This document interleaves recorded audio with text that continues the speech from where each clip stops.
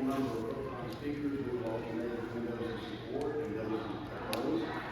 And when you come to the microphone, please state your name.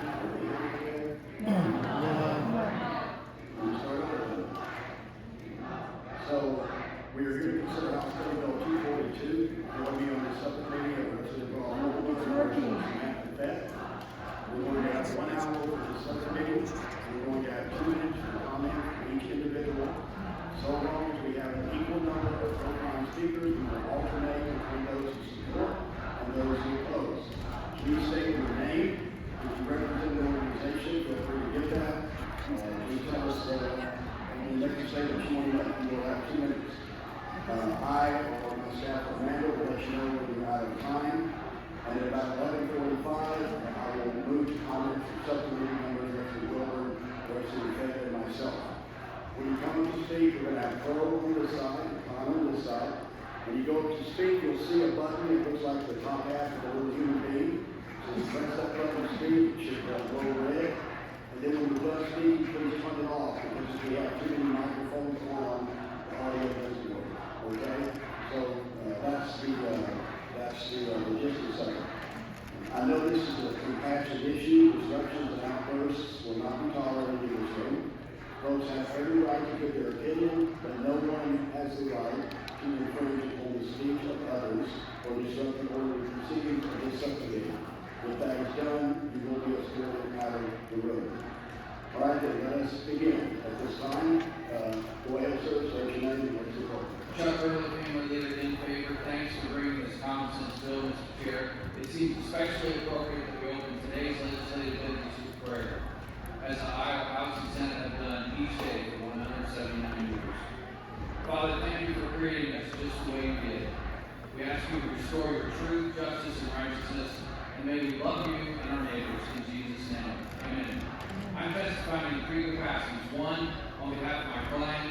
2, as a lawyer. And 3, personally, as a taxpayer, neighbor, husband, father, and grandfather. 1, I represented my same client 18 years ago when gender identity was first added to Chapter 216.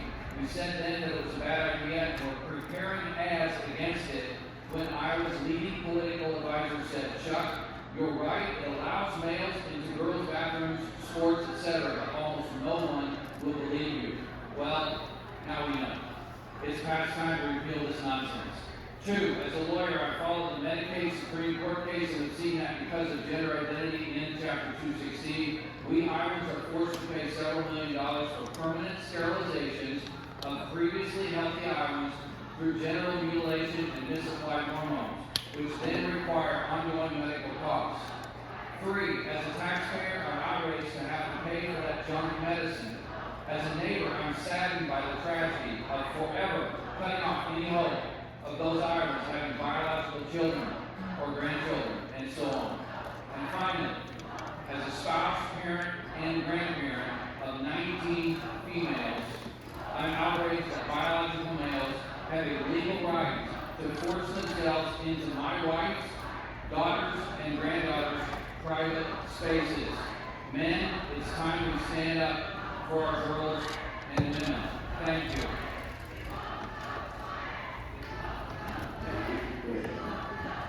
Howdy all, my name is Max Morris. I'm here on behalf of One Iowa Legalize Action. We are opposed to this bill.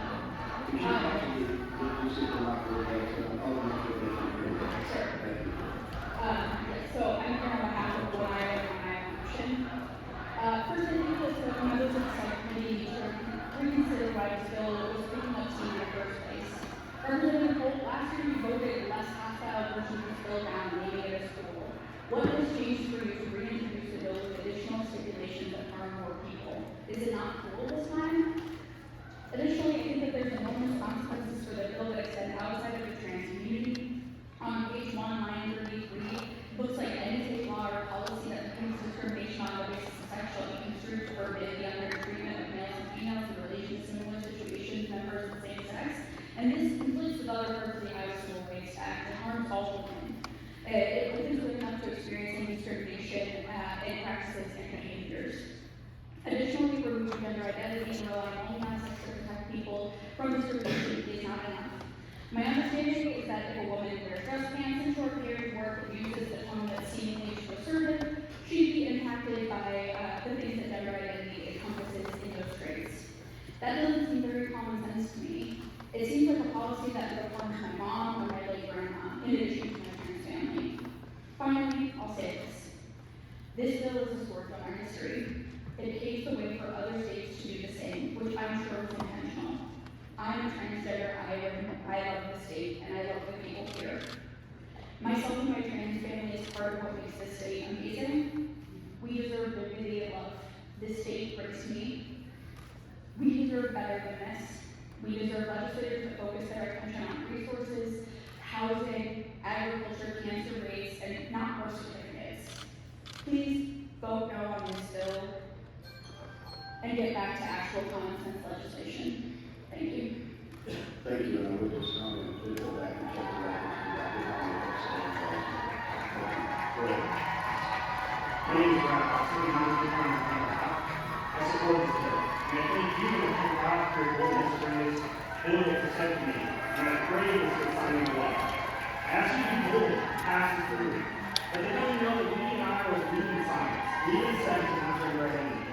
When we are male or female, and if there's someone who is gay or tomorrow, doesn't mean to say civil rights protecting these people like MLK and others fought so hard for, and the way God intended. Returning Iowa back to what has always been known since the beginning of time. Foundations that are rooted in the God-given principles of sex, and God stated in Genesis 1:27, so God created mankind in his own image. In the image of God, he created them, male and female. God made us male and female, confirmed by science through our God-given design with XX and XY chromosomes. As a husband to an immigrant, and father to two Irish young girls that don't get to choose the color of their skin, I understand the importance of civil rights protections. And I'm struggling with the conversations that I need to have with them trying to explain to my girls about boys and bathrooms for them, boys competing against them in sports, and teachers telling and educating them that girls aren't only girls, but can be boys.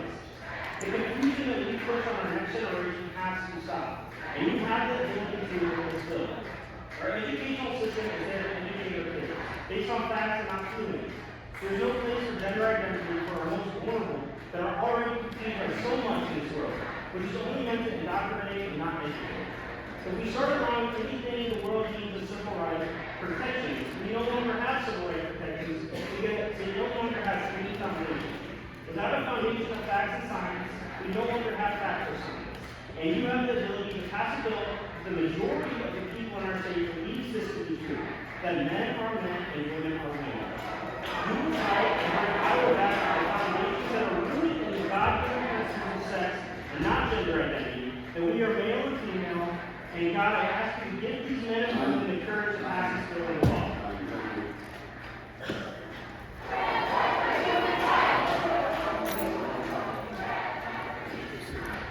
I'm County Supervisor Nancy Remington, and I'm here to speak in strong opposition to HSB 242. Last week, I had to sit down and look my 17-year-old child in the eye and tell them that their civil rights might be stripped away. I had to make sure that they heard it from me rather than a headline or a classmate when I wasn't there to support them. No parent should ever have to have that conversation with their child, and no teenager should ever have to wonder if their government is going to decide that they're no longer equal under the law. This bill does not protect anyone. It doesn't solve any real problems. It only legalizes harm. It tells an entire group of Iowans, our neighbors, students, co-workers, and family members, that they're not worthy of the same rights and protections as everyone else. Iowa's long been a leader in civil rights. We outlawed slavery before the Civil War. We admitted women to a public university before most states even considered it, and we led the way on marriage equality. This bill is an outright reversal of that legacy. Transgender Iowans deserve to live, work, and exist without fear and discrimination. They deserve the same rights as any other Iowan. The right to a job, a home, medical care, and public space is free from harassment or exclusion. The passage of HSB 242 would send a clear message that Iowa is no longer a state where everyone is welcome. It would drive away families, students, and businesses. As a parent, a fellow elected official, and an Iowan, I urge you to vote no on HSB 242. Not only for the Iowans who will be directly harmed by this bill, but for the future of our state, because Iowa should be a place that moves forwards, not backwards. Thank you. Go ahead. Dr. Emily Nichols, absolutely praise Jesus.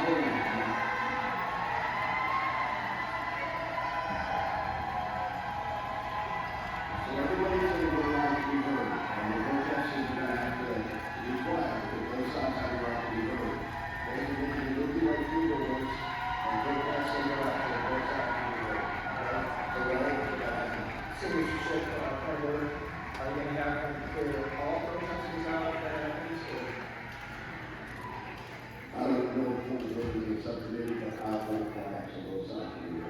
Okay, whoever's making the work like that is you. Okay, both sides. Thank you. Dr. Nicholas Elback absolutely praised Jesus for this bill that we brought forward. It rectifies a grievous error in 2007 that recognized Iowa's civil rights code to discriminate against Iowa's girls, women, and children, giving protected rights to hypothetical terms used by delusional people for something that is physically non-existent. Because these terms are codified in our law, gender identity is magically elevated to a protected class with preferential and unfair advantage. It's a directly against Iowa's Constitution, Article 1, Section 6.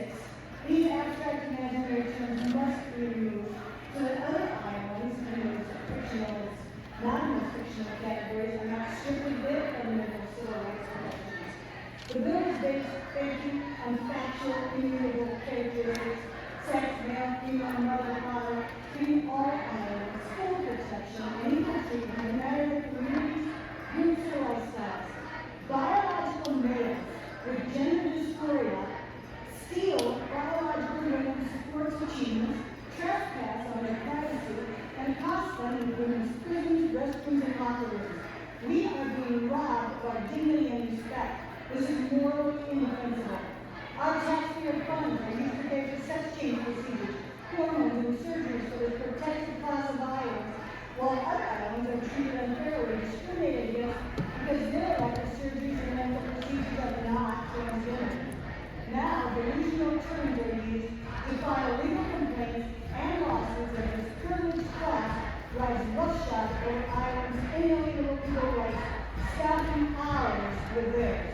It is the duty of you, our elected legislators, to be bold and reverse engineer this insanity by removing those discriminatory legal terms in our civil rights code and make all Iowans uniformly equal again. Thank you very much. Good morning. My name is Diane Johnson. I'm from Oskaloosa, Iowa, and I'm here today as a citizen and voter. I'm the former finance chair for the Republican Party of Iowa. I'm a former State Board of Education member under Governors Branstad and Reynolds, and I'm an owner of Musco Lighting in Oskaloosa. I'm also an attorney in Oskaloosa, and I'm here today asking you to vote no on this bill. I stand before you as a local attorney who has assisted in 2024 more than 8 Mahaska County residents on legal processes and documents so that they could confirm their gender identity. Folks who work in our businesses, attend our schools, attend our churches. Folks who shop in our stores, rent our apartments, and buy our homes. Folks who pay property taxes to support all of our communities. This bill doesn't impact some unknown person over there. This bill impacts people in your districts, people in your states, and even your most conservative counties of Iowa. I ask you today to please represent all Iowans and vote no on this bill. Thank you.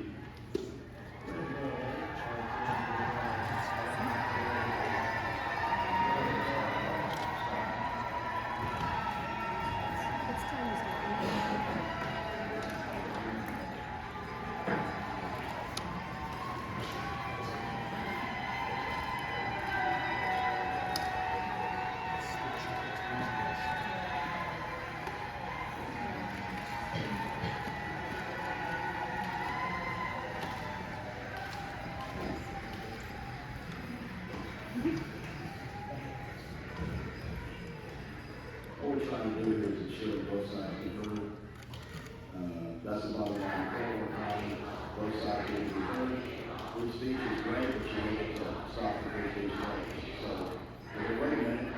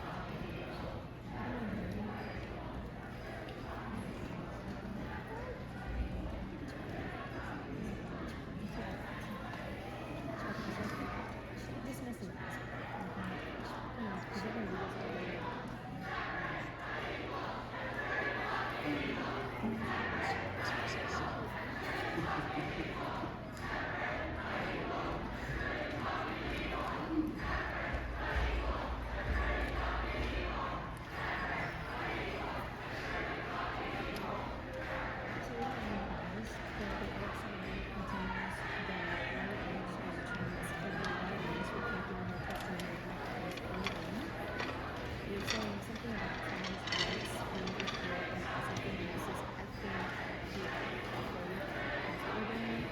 they're learning as long as they get the labor process. They're going to disrupt necessarily problems. So I kind of just dismissed a lot of things until the way. I don't know if we can do that.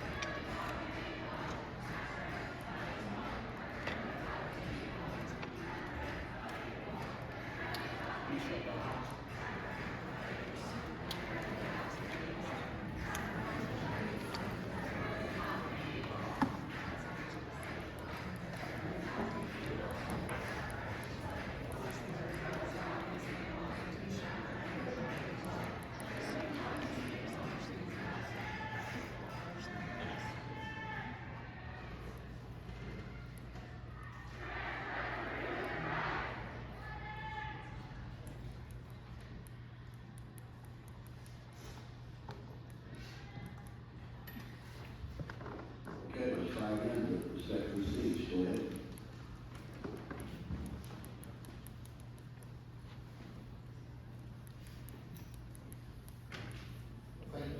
Thank you, Honorable Representatives, for allowing me to speak. I'm Dr. Barlow. Truth is not hatred, truth is not bigotry, truth is compassion. And the truth is biological reality matters. The people of Iowa understand this, and it's time for our laws to reflect it as well. Iowa is one of only 27 Republican states that has gender identity in its Iowa Civil Rights Code. Federally, this language doesn't even exist. This was a drastic mistake in 2007, and it has cost us dearly. And it directly contradicts the very laws we've passed to try to fix these issues. Laws to protect private spaces like bathrooms and locker rooms, to remove gender identity instruction from schools K through 12, to stop gender mutilation and harmful therapy on minors.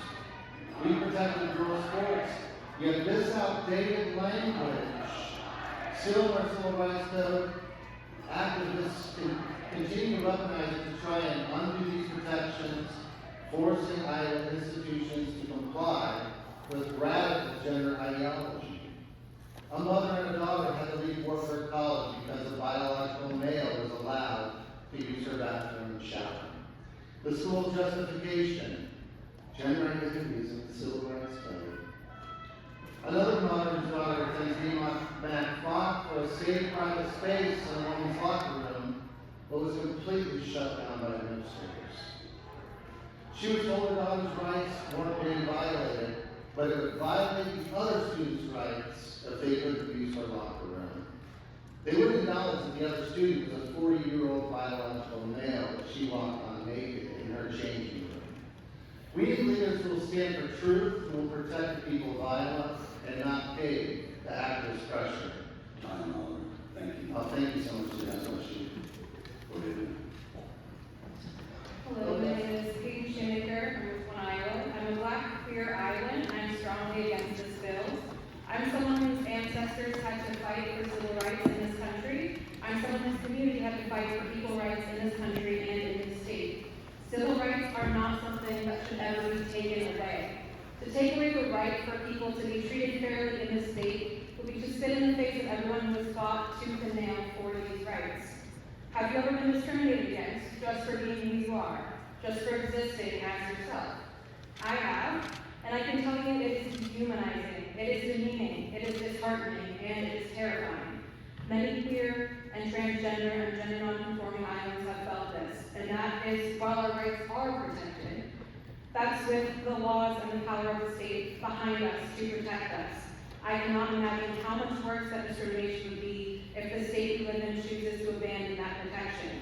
I do not want to live in a state where that is something you're working toward. If we start taking away civil rights now, where does it stop? How long until we demonize more Iowans under the guise of protecting others? This bill will be a dark stain on our state's history. Vote no. Thank you. Hi, I'm Amber Williams from Iowans, but I'm also speaking today as a woman, and I thank you for the opportunity to speak in support of this bill, which upholds the integrity and safety of women's spaces. For generations, women have fought for the right to access spaces designated to protect their dignity, privacy, and safety. These include restrooms, locker rooms, domestic violence shelters, and women's sports. Spaces created in recognition of biological differences and the unique vulnerabilities that women face. This bill reaffirms that these spaces exist for a reason and should remain protected. Just 2 weeks ago, I walked into a women's restroom in a public place and immediately felt uneasy when I saw a biological man coming out of the stalls. I couldn't shake the instinctual discomfort and heightened awareness that many women feel in these situations. I quickly left without using the restroom because in that moment, my sense of safety and privacy had been compromised. This isn't about hatred or exclusion, it's about acknowledging that women have the right to feel secure in spaces meant for them.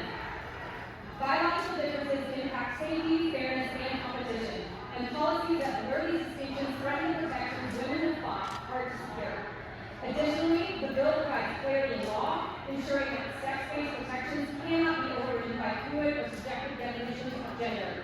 Women's rights do not exist if the very definition of woman is eroded. As a society, we have a duty to ensure that women's spaces remain places of refuge, not controversy. This legislation is a step towards reaffirming those rights, ensuring that women's safety, privacy, and equal opportunities are upheld. I urge you to support this bill to protect the dignity and security of women and girls in our states. Thank you. Thank you. Hello, my name is Chris Morris. My pronouns are she, they. I'm 40 years old. I recently celebrated my 14th year with Wells Fargo. My wife and I have been together for about a decade, and our homestead is just northwest of here. We are the mothers of 2 smart and kind kiddos, 17 and 12. I'm also a student at Drake University studying both management and religion. Go Drake Bulldogs. If you kept listening after I shared my pronouns, you'll understand I don't have time to waste. And I imagine the same is true for many of you. And I know for a fact it's true for many of your constituents. So I have to ask, why are we wasting our time here on this? House Study Bill 242 is unconstitutional. The Supreme Court decided in Romer versus Evans in 1996 that you can't strip away civil rights protections from a group just because you don't like them. Whether you like it or not, this body agreed in 2007 to protect genderqueer individuals like myself under the Iowa Civil Rights Act. Removing these protections is itself a violation of our civil rights, and it won't hold up in court. So what are we doing here? Why are we wasting time, my time, your time, the people's time, on this issue? Maybe you already know this. Maybe you're hoping to overturn more case law, hoping to strip people like me of our God-given rights to pursue happiness and live our lives in peace. In case you need reminding, that's called liberty, and it is a core tenet of this nation and this state. And history has proven time and again, prohibition doesn't stop people from existing. It won't stop people like me from continuing to live, love, and thrive as bearers of God's image, because we are all made in the image and likeness of God, aren't we? If you believe that, then trans people, all people, reflect something of God, not just in the ways that we are similar, but also in the ways that we are different. So why are you doing this? Why are you wasting people's time and othering beloved siblings in Christ? I want to be considerate of other people who wish to speak today, so I'll leave you with this. Yesterday in church, we read Psalm 37, and it gave me the kind of hope I only find in my relationship with the true and living God. Do not fret because of evildoers, for they shall soon wither like grass and fade away. The Lord laughs at the wicked, for he sees that their wicked day has come. The wicked draw their sword and bend their bows and strike down the poor and the needy to slaughter those who are upright in their ways. But their words shall go on in the heart. In more secular terms, injustice doesn't stand forever. Madam Chair, members of this committee, I ask you to stand against evil today. Do not let your leadership's misplaced priorities compel you to advance this hateful bill. Your time in these halls should be spent funding public schools, protecting our drinking water, and protecting and managing our parks and recreation. This bill is a waste of time.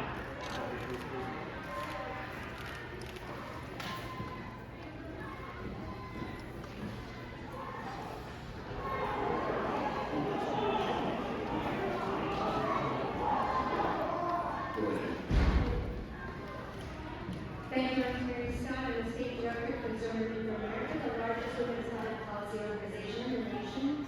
I support this bill, HSB 242, and restoring the Civil Rights Code to the pre-2006 language when code was added that weaponized our codes and code pitted Iowans against Iowans. I want to thank you for removing the gender identity, but I also ask you to also include sexual orientation, which is listed 36 times in the code, and here is why. MAPS, minor protected persons, is often left out of this code, and for instance, Gender and Sexuality Research Center says LGBTQIA++ is not only non-inclusive, but it's ever expanding. How do you responsibly deal with class action protection to a group that is fluid, changing, and ever expanding? If we fail to correct this code, all the good work that is done by this body, Adrian Bird, Governor Reynolds, to protect girls in sports and in locker rooms, students from confusing and radical gender curriculum, health risks that students and hormone treatments and even mutilation of their young bodies. It's also empowered Iowans to harass each other, employers, business owners, right here in Iowa have lost their livelihoods. Correcting the code will return equality to Iowa, as no one will lose their rights, all will have the protections of their inalienable rights endowed by our Creator. And so it is not your job to codify feelings or protect deceptions, pronouns, or preferences, but it is to bring justice to all of us. The 1887 Manual on the Constitution says no one group should have benefit over any other under the Constitution. Thank you for being here today and allowing us this opportunity. Thank you. Go ahead. I'm Deborah Salad, I'm from West Des Moines, and I am here to speak against this common proposition. It's important to note that the Iowa Civil Rights Act is designed to be more protective against discrimination than the federal law, which is why it's especially important now for this bill to fail, because of the vituperation coming out of the national scene and the federal government at this time. It's important to note, too, that the Iowa Civil Rights Act does not give special rights to anyone. It simply guarantees equal rights to everyone. And that does not take away your piece of the pie or your protection. It's fundamentally against the principles of Iowa and even our state motto to take rights away from people. The role of government should be to protect and defend the rights of every Iowan, not to selectively pick and choose who they're going to protect. It's time for the legislation to focus on issues that really matter to Iowans: clean air, clean water, undoing the terrible assaults on the agricultural economy that are emanating from Washington right now, raising the profile of public education once again. Do that job, the one you were elected to do. Thank you. Go ahead. Good morning, ladies and gentlemen. My name is Nancy Chivers. I am here as a mother, a homesteader, a sexual health educator, a birth provider, a sister, a wife, and a daughter of a king. These are the things I identify myself as. However, for gender, I am a woman. You see, identity has changed many times over my life. I've identified as a rebel, as a tomboy, as a gypsy traveler. As well, when I was young, I spent days playing, and when I identified myself as a dancer, a servant, as a daddy in my family playing house. But you see, the only thing that has been solid that has never changed my life has been my gender. I try to be someone that is always consistent. I will always speak truth and be consistent when educating.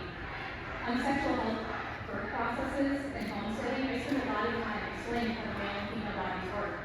So much time I spent on this every curriculum for slaves being freed from brick kilns in Pakistan with no prior education. Because you see, when it's broken down, it's very simple. What the male and female body does and how it works. When it comes down to it, I cannot use my identity to classify myself on a legal document as who I am. However, I can see truth about the fact that is never changing, and that is that I am a woman. How I feel is not facts, my feelings are not to be trusted, and they often change. So I will not share my feelings about the identity that I'm resonating with most today. I would ask that you pass this legislation on facts and firm truths. Help me protect my children and the next generations from trying, as I'm trying to teach you to walk on firm ground in a world that's swirling around them. Let's give them truth to stand and grow on. This truth should be very easy to stand on and protecting society. I apologize, I got a little ordered, but I just want to say thank you for bringing forward this bill and you support moving forward HSB 242. Thank you. Representatives, thank you for the opportunity to speak. My name is Wendy Abrahamson, and I'm a lobbyist for the Episcopal Diocese of Iowa. I come with a letter from our bishop, and I have some copies for you as well. I'll just read some excerpts in summary. Jesus taught his disciples to love and to love their neighbors. In both the Gospel of Matthew and the Gospel of Luke, Jesus told them, "Do unto others as you would have them do to you." In the Gospel of Matthew, Jesus said, "Truly I tell you, just as you did it to one of the least of these who are members of my family, you do it to me." HSB 242 legalizes discrimination against transgender Iowans. Legal discrimination against any class of people is contrary to the gospel of Jesus Christ and contrary to the promise of our great country. Every Iowan should have equal access to housing, employment, credit, education, and public accommodation. Every human being is a beloved child of God. That includes every transgender person, along with each one of you. As marginalized people in our society, transgender Iowans are among the least members of my family that Jesus is talking about. If Iowa removes civil rights protections from transgender Iowans, Iowa does the same to Jesus. The work of a legislator is difficult, and I know that there are many pressures on you. Some of those pressures come from individuals or groups who would like to see transgender Iowans erased from the Iowa Civil Rights Act and the Iowa Code. Please do not give in to the pressure to love only some of your neighbors instead of all of them. The Golden Rule applies to transgender Iowans just as it applies to you and to me. Please defeat HSB 242 today. You and the rest of the Iowa State Legislature are in my prayers during this legislative session. Thank you very much. My name is David Bush. I reside in Central Iowa. I would like to share some thoughts in support of Study Bill 242. I'm certain that any potential support of this bill has been characterized as being unkind, uncompassionate, and unloving, as well as denying civil rights. Having read it, I don't see any of that included in the bill, but I do see our common sense protections, especially for women. Back in 2008, when the Democratic trifecta inserted this gender language into our code, most could not foresee the ultimate ramifications of the change. Now we do. It means biological men and women's private spaces, including locker rooms, changing rooms, prisons, and hotel rooms. It means biological men competing against women in sports and nullifying their hard work and stealing their awards and chances at scholarships. It means placing business owners under the constant threat of lawsuits if they don't make demanded accommodations. How did we get here? Thanks to the breakdown in our families, absentee fathers, readily accessible pornography, the identity-forming echo chambers of Reddit, Tumblr, TikTok, and other social media platforms, our children and adolescents are being led at a vulnerable age into a growing sexual dysphoria that needs our compassion and guidance, not accommodation. What a person suffering with another body dysphoria, anorexia nervosa needs is wise and loving counsel that contains objective truth instead of lies. What they don't need is a suggestion that they feel more alone in a body that weighs a few pounds less. Ultimately, our life can hang in the balance. Let's not make that mistake in this gender debate by joining with misplaced compassion while also denying the civil rights of those being forced to accommodate this dysphoria. Instead, let's affirm the reality of how people were created. Let's be kind, compassionate, and loving by telling the truth. In doing so, our compassion will also flow to our children, to women, to those trying to run a business in this great state. Please support Study Bill 242.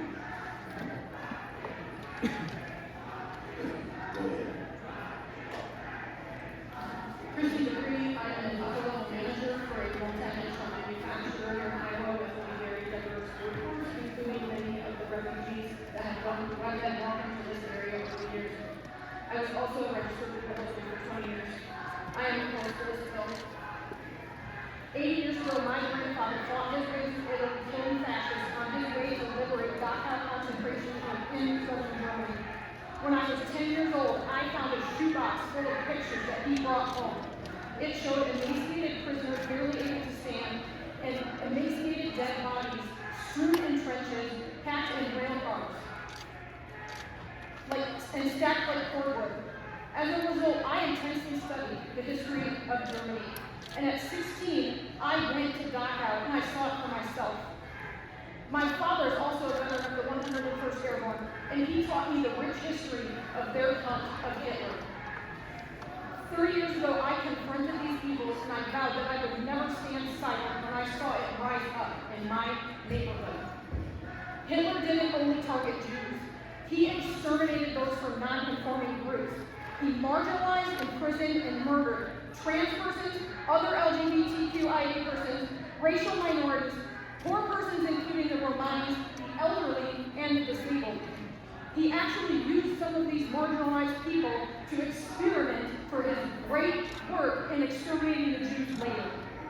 In the end, he murdered 6 million Jews and 5 million others. People forget about the 5 million others.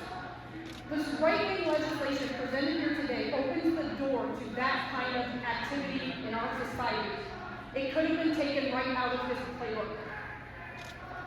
Trans persons under this bill would lose their civil rights and could be classified as gender dysphoric, which would then basically say they have a mental health disability, which would make them able to be rounded up and put in RFK Jr.'s proposed camps.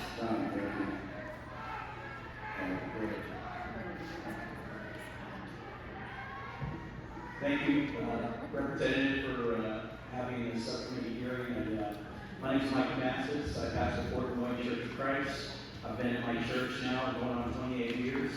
I am, as one who had to deal with the issue of the Iowa Civil Rights Code, we went to court over public accommodations in our church building for restrooms. I want to say to some of those that spoke earlier, I agree with you. Every human being is created in Imago Dei, God's image, and no person should ever be disrespected or disdained or treated without the inherent dignity that God bestows upon all humans. But the government does not have a right to infringe upon a religious institution what we believe, what we practice within our facilities, and nor should it be imposed by the other side to say that you must do this for the entire society. I believe that the Iowa Civil Rights Code prior to, by the way, we won our case in federal court, which means that every church has a right to practice their beliefs about gender and how bathrooms are accommodated. I believe that this Civil Rights Code, restoring it back to what it was originally, is the right move for us, because it has opened up Pandora's box. It has created a horrible economic burden upon small businesses who have to do all kinds of extra hoops to jump through just to try to accommodate whatever the whims are of our culture. I just am grateful for you for leading in this, and I ask you to support this and bring it forward. Thank you. We're going to give this lady, where'd you go? Oh, I'm sorry. We're going to give this lady an opportunity to say she is opposed. She's not at us. She's going to go ahead and wait. Thank you. My name is Louisa. I am against House Bill 242. I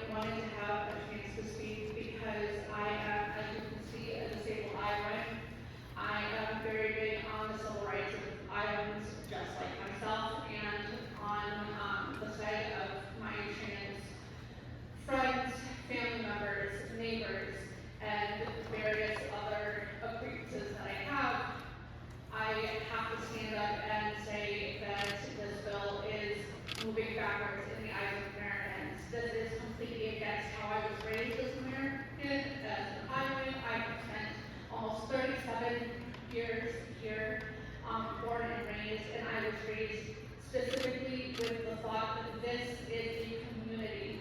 We lift each other up, we support one another, we welcome one another no matter what our backgrounds are. And taking away these liberties, these rights,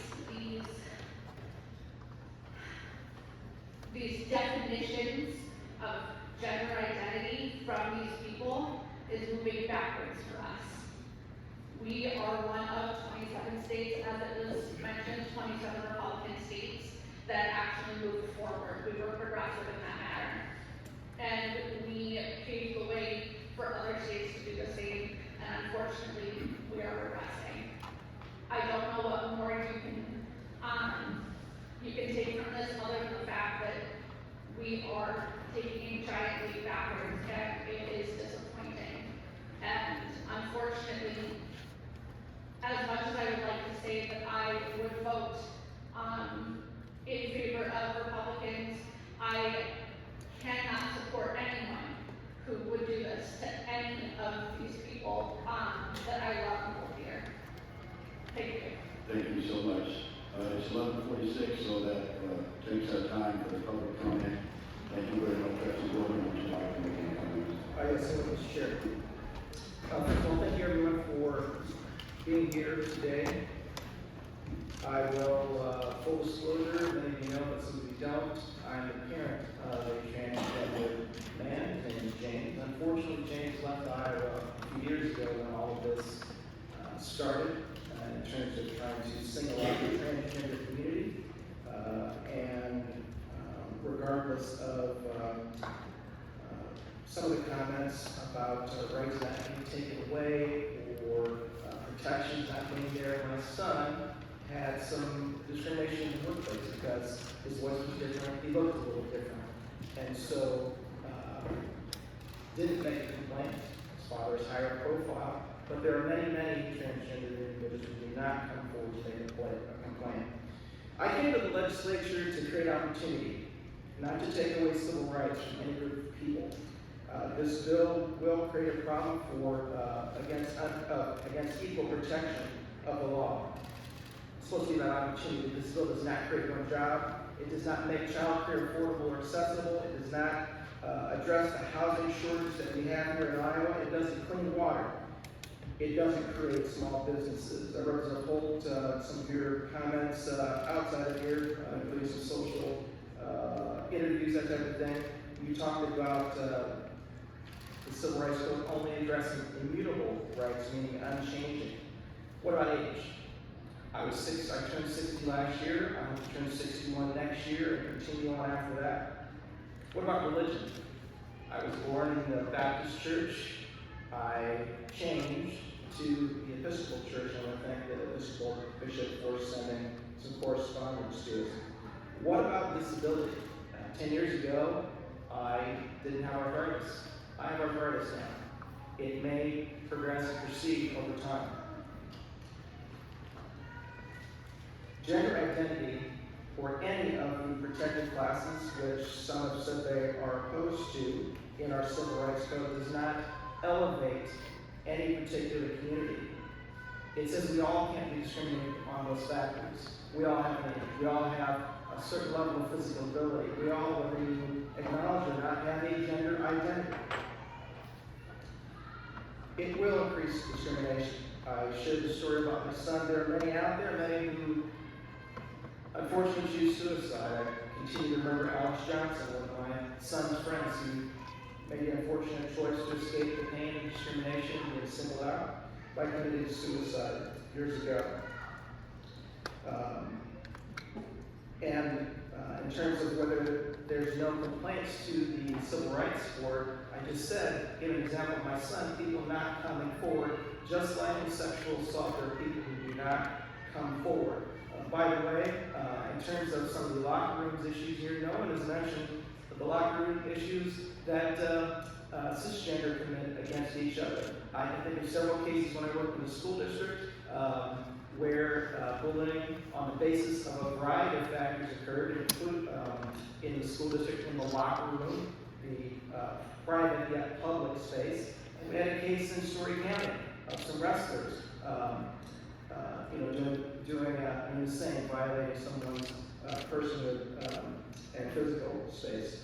My son's just one of many already who left the state because of the conditions created by these bills coming forward.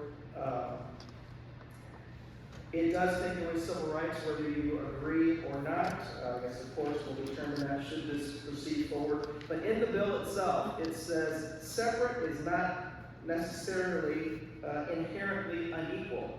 That statement in and of itself, or separate but equal, takes us back in time and creates a system of injustice.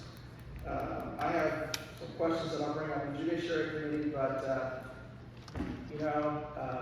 for the folks who identify or talk about getting rid of diversity, equity, and inclusion, or identify as MAGA, Make America Great Again, many of us have wondered what year they're talking about. Plessy versus Ferguson was 1896, and I guess that's where we're going back to should this pass. Representative Bennett.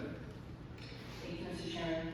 Well, first, I want to emphasize that this bill is the right move for Iowans. As a woman, I want to see the work that this legislative body has done the last few years mean something. Protect me as a woman.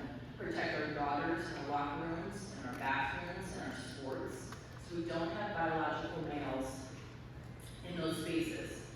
And as current code stands, those protections are at risk, which is why this bill is important.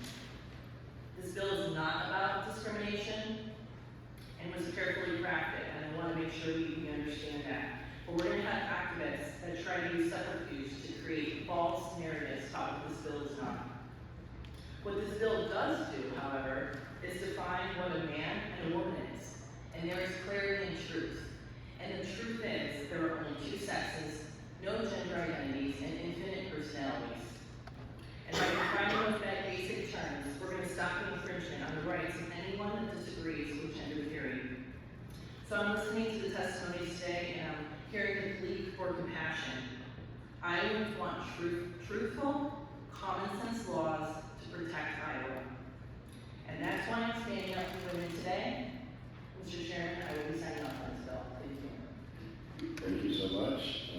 Don't know that I need to say a whole lot more. There are 28 states that do not have gender identity as a protected class, nor does the federal government, because transgender individuals, just like every other American, are protected by the United States Constitution, the Bill of Rights, the Iowa Constitution in the case of Iowans, and Iowa law.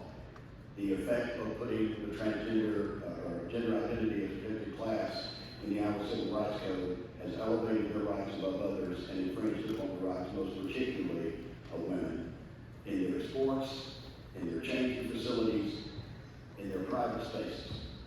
We can talk about Peyton McNabb, North Carolina volleyball player, who was hit with a ball spiked by a transgender player. When she woke up from her unconsciousness, she had permanent brain damage. Not acceptable. It is time to stand up for truth.